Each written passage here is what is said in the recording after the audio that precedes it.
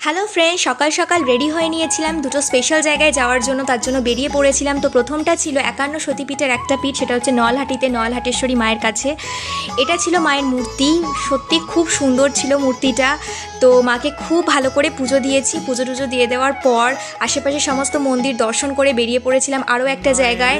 সেই জায়গাটায় যাওয়ারও অনেক দিনের ইচ্ছা ছিল, মায়ের টান না হলে তো যাওয়া সম্ভব না। তো অ্যাট লাস্ট টান হলো মায়ের, তো তারপর আমরা চলে এলাম। হ্যাঁ, ঠিকই ধরেছো, এটা হচ্ছে তারাপীঠ। সেদিন শনিবার ছিল, তাই প্রচুর দর্শনার্থীর ভিড় ছিল। তারপরে আমরা মায়ের কাছে পৌঁছালাম, আর মায়ের মূর্তিটা দেখে জাস্ট চোখটা জুড়িয়ে গেল, মনে হচ্ছিল দেখেই যাই। তাই মাকে খুব ভালো করে পুজো টুজো দিয়ে দেওয়ার পর বেরিয়ে পড়েছিলাম আরও সমস্ত মন্দিরগুলো দর্শন করতে। একে একে সমস্ত মন্দির দর্শন করে মায়ের ভোগ নিয়ে চলে গেছিলাম বাড়ির পথে। তো দিনটা খুবই ভালো কাটলো। ভিডিওটা ভালো লেগে থাকলে অবশ্যই লাইক করে দিও আর চ্যানেলটা সাবস্ক্রাইব করে দিও। Bye bye. জয় মা তারা, জয় মা নলহাটেশ্বরী মা।